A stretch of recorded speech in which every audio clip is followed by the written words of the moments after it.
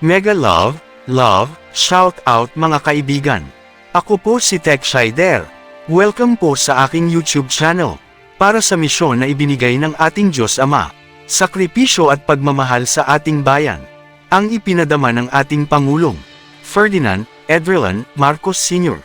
Tiniis ng ating Pangulong Fem ang totoong hirap para gampanan ang kanyang misyon. Para ihanda tayong lahat, at ipatupad ang Divino Gobyerno. Narito po akong muli, para ibahagi ang latest video ng ating Pangulong Fem. Ibinahagi po niya na kailangang magkaisa ang bawat Filipino, para sa ikauunlad ng ating bayan. At ito ay magsisimula sa ating sarili. At ito ay ang pagkakaroon ng disiplina sa ating sarili, pakikisa, at pagsisikap. Nang sa ganun din po ay makamtam na ang reward na ating inaasam. Ipinahayag din po ng ating Pangulong Fem na ang ating bansa, the Philippine Island, ay ang Jehovah Alpha Omega, na pinamumunuan ng dalawang sangay. Ito ay ang United Nation at United Kingdom. Para sa kompletong detalye, atin pong panoorin ang video, hanggang sa ito po ay matapos. All credit po sa ating beloved princess, Siti Halima at mahal na Pangulong Fem. Sa atin, naumpisahan natin ito, hindi na natin pwedeng umpisahan ulit bukas. It is our mission, we have to complete it. Love one another. Kasi ang pag-ibig na yan, love, the lasting obedience to the very end. Yan ang ginamit ng ating pong may kapal noon to conquer the world. Hindi sa pamamagitan ng gera, kundi sa pamamagitan ng pag-ibig.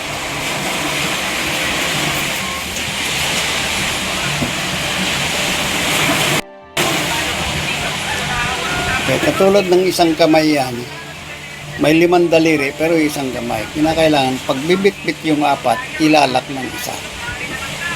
Nandito sa ating mga kamay.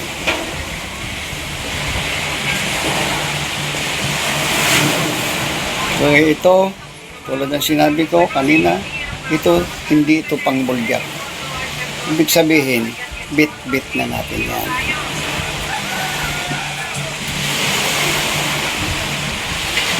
For the sake of the Filipino people, the sake of our country, we have to love our country because our country is God and God is a country.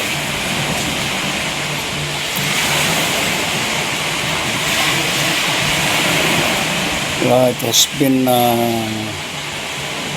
willed and decreed.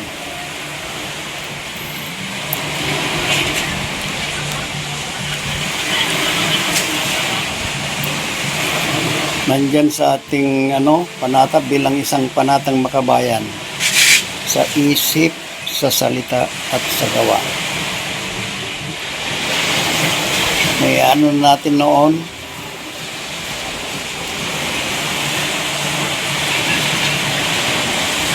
hindi ito dividendo. Ito ay divino. Divinity. Tayo ang gagawa sa ating ika-unlad sa pamamagitan ng disiplina.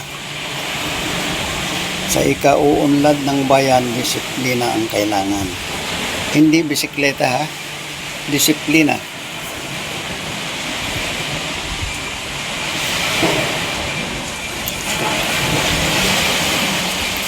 Kaya yan, kung may nag-aangkin man dyan, mga bagay na yan, iisa tayo, tulad ng isang walis. Gaano mang katigas ng isang tingting, kung tingting lang yan, mapuputol pa rin. Yan yung oneness to goodness. For the sake of the Filipino people, especially our country.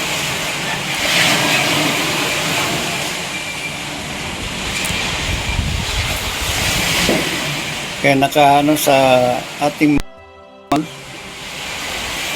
we, the sovereign Filipino peoples, imploring the aid of the divine providence. Hindi tayo nag-provide yan. Tayo lang yung inatasan nagagawa. It's a God providence that guide the destinies of men and nation. Ganyan. Para magkaroon tayo ng liberty and equality. Hindi yan do or die, do ordain. At kinakailangan na magaganap yan.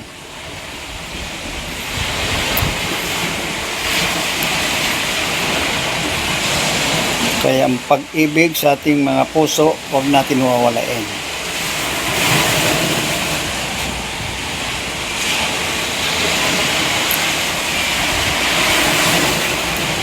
Magkaisa tayo.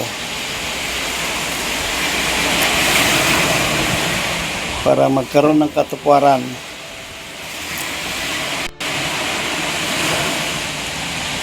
ang taas noo natin, yan ay ang ating haharapin.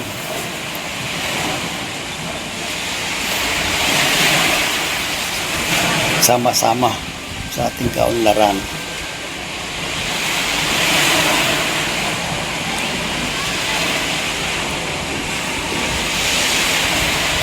Wala nang kaudlutan ito. Hindi na mauudlot ito.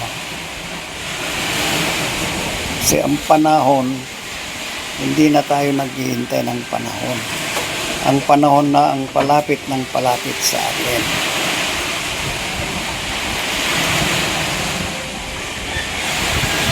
Huwag natin gagawin ng ating sarili na wala tayong utak.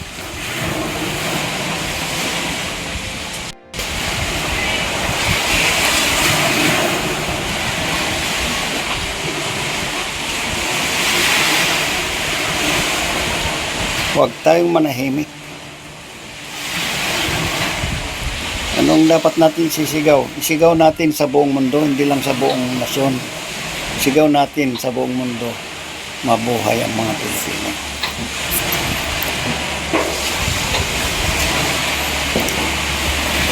We are the priorities of God to lead, not only in the Philippines. Entire world ito. Ganyan ang pagmahal sa atin ng ating lumikha.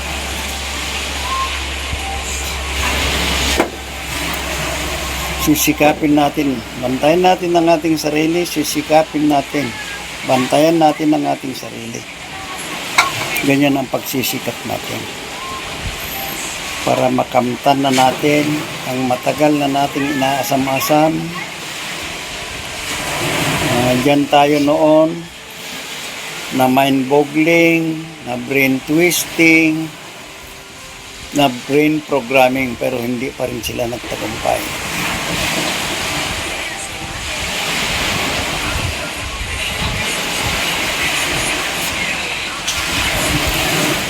Nandyan lang yan.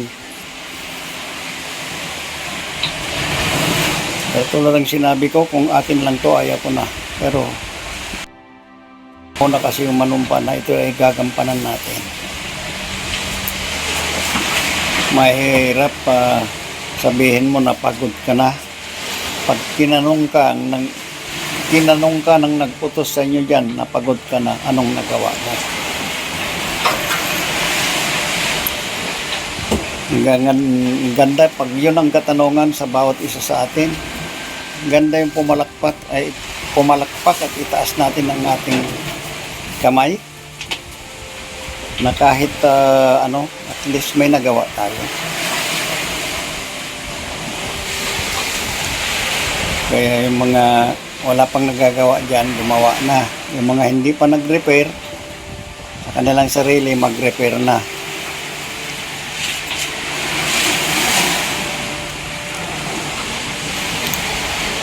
Kung wala kang sakripisyo, anong i-award sa inyo?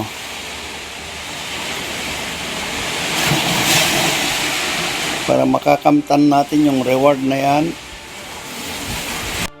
unang-una, disiplina sa ating sarili,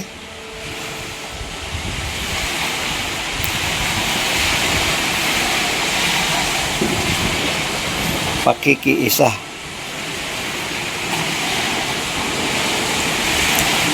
So, may panahon pa tayo para mag-repair.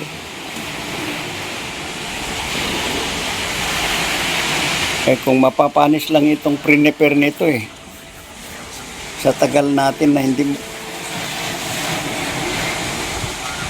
gumawa, andyan na yung mga gusto pang maglabasan na naman itong mga anay. Pero kailanman hindi kayang sirain ng anay ito.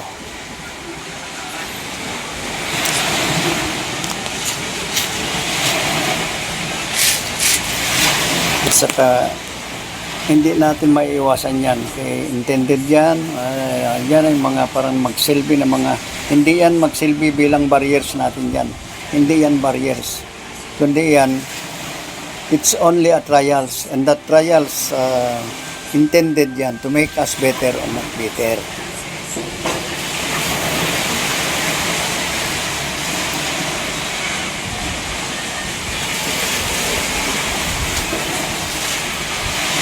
Ito yung matagal ng hinahanap kung anong klaseng pangyayari yan sa buong mundo.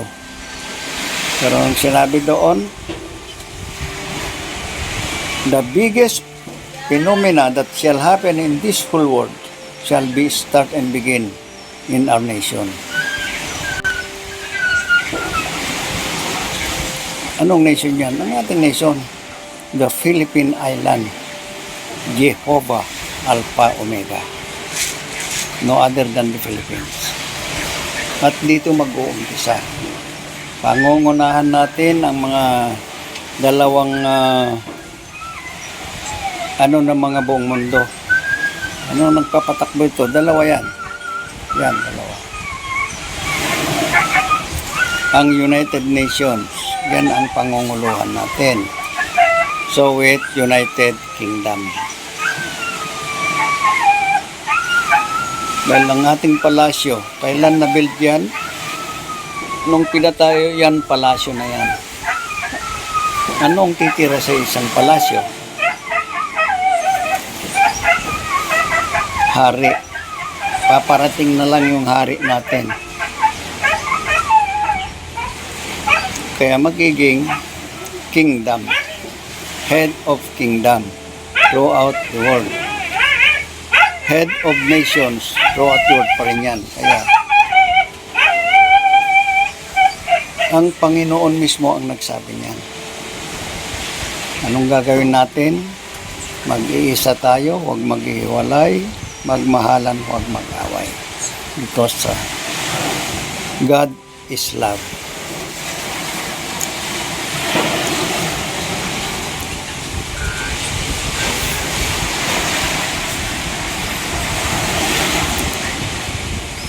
Ito na ang kahuli-hulihan nating love. Yan ang lagi kong sinasabi na lasting obedience. Huling pagsunod. Lasting obedience to the very end.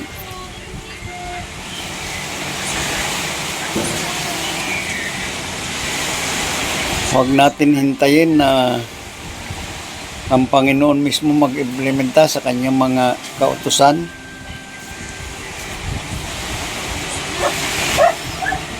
Bababa at bababa yan. Yan yung creator's law.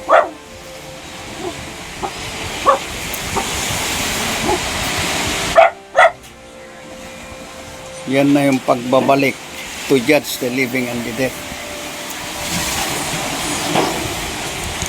Namatay ka man nung araw,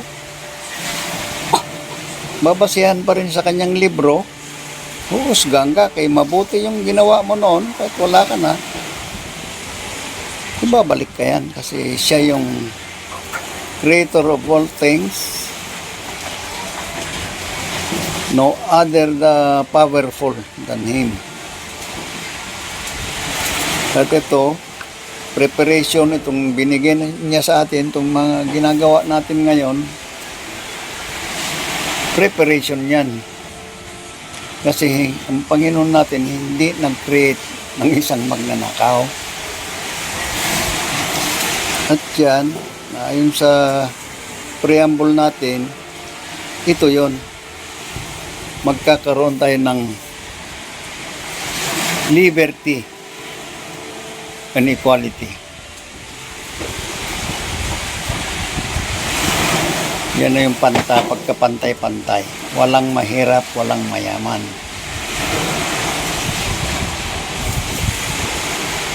This is regardless of creed, regardless of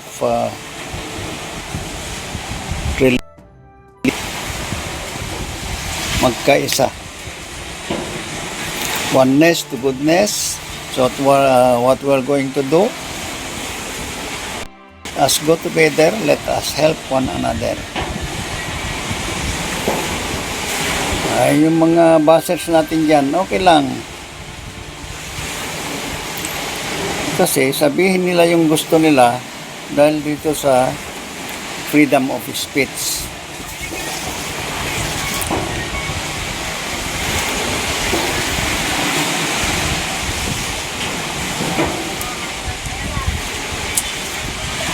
Matagal na yan. Mga bata pa ang ating mga kanununuan, andyan na yan.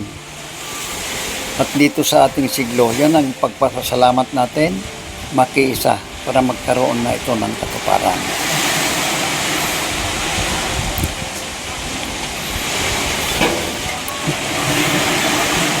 So, kung minsan na nararamdaman natin na sumobra tayo, minsan nararamdaman din natin kung saan tayo sumusobra.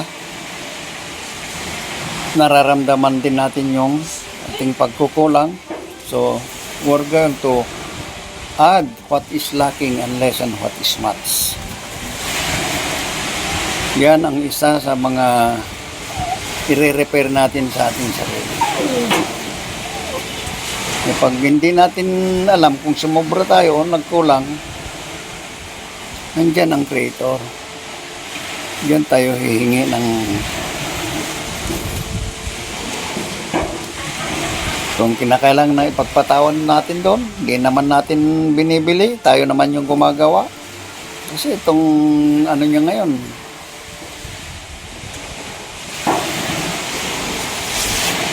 bibigyan na sa atin lahat. Tayo yung gagawa ng ating sakit. Kung tayo ang gumawa ng ating sakit, kaya tayo rin ang makakalunas sa ating sakit nating ginawa. At para maano na yan, with the use of love, pag-ibig. Ay, yung ibig na lang yan, kita na yung ginagawa natin. Letter I is industriya. Letter B is bangko. IG means ikaw at ang gobyerno. Anong gobyerno yan? Yan ang divino.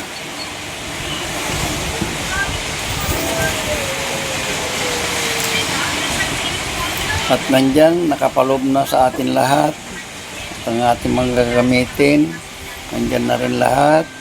Kung sino man itong mga politikos na hindi gumalaw ngayon at meron naman silang panggalaw at meron naman silang gagalawin. Pasensya ng lahat. Kawawa ang kanyang pitong lahi.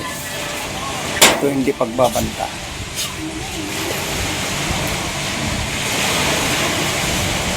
Sila ang magpapala.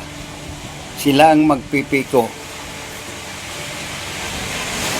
sa dadaanan ko kasama ang aking mga anak.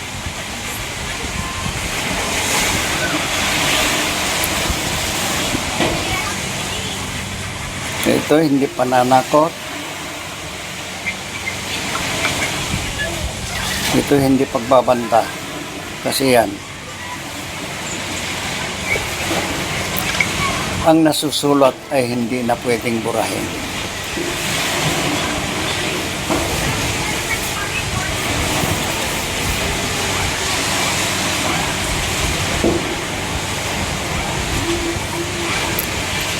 Kaya Luzon, Visayas, Mindanao, Tatayo na ang isang babae. Kaya maraming naghahanap, maraming gumaganap na sila daw ang Los Biminda. Ang Philippine Island yan. Kaya mga ibang nag-aangkin dyan, pag may nag-aangkin dyan ng mga lalaki para gumanap, napakagandang regalo ko yan sa lalaki na yan, kung lalaki. Para maging babae lang, ako nang magre-regalo. Mamili lang siya kung kalabaw, baka o baboy.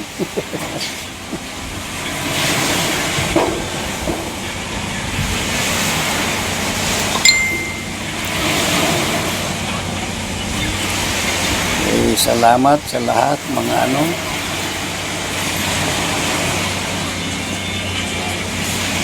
isa sa mga pinakaano natin dyan, as long as you are Filipino, mag-repair ka na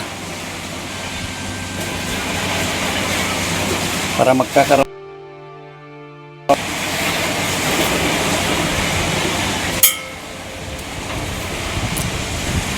nasa ating sarili yan.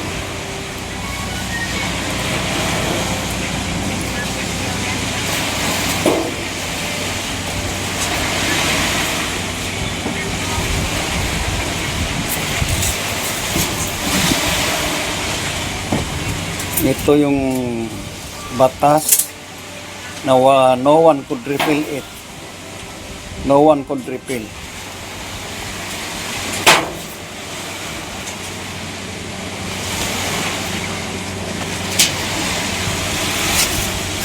No one.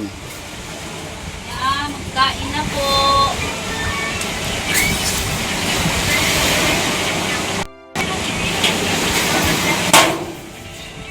No one could govern by him. Kasi siya ay siya na yan.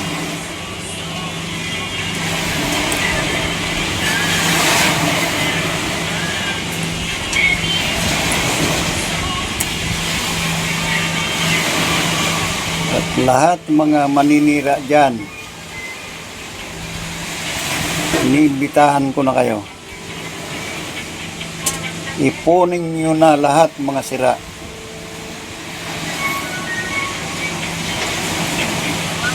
Dahil ang tagapag-ayos nandito na.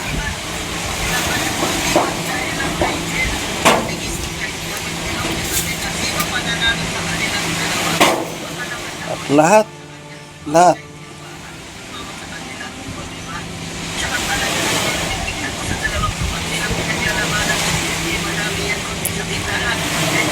As I've said before, long before,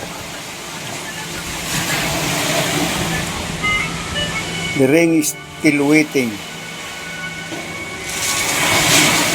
to chase anybody.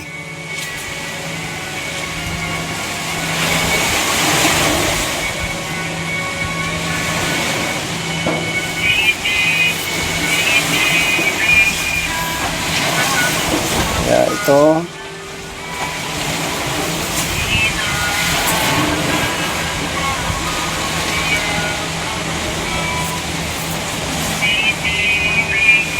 sasabihin ko ulit yan, repair and prepare.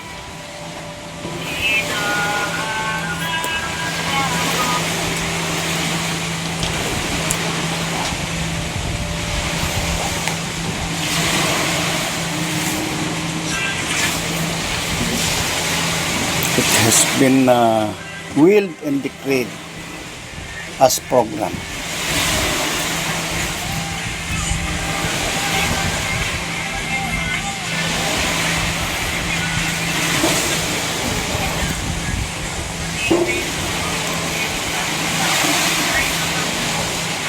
Before you prepare, repair.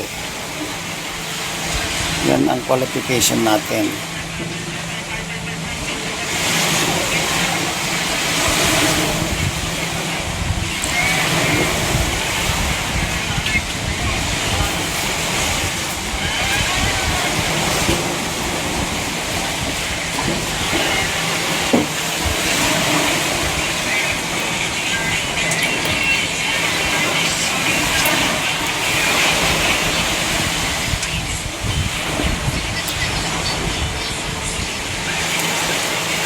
any vloggers or any buzzers yan, prepare yourself.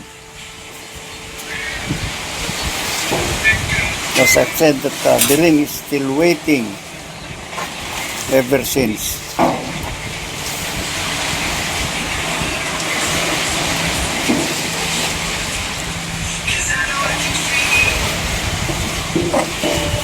Anyone, the ring is waiting for me to try me to the ring anytime and anywhere.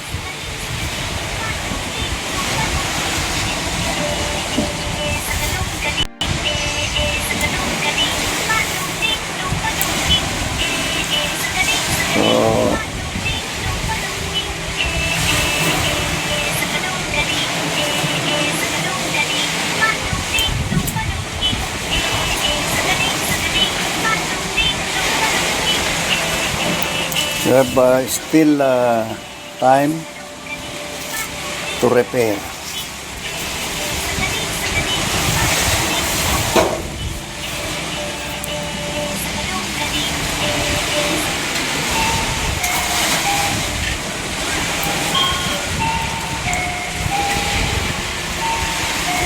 Babalik at babalik kasi programa sa Panginoon yun. Isang bansa, isang diwa.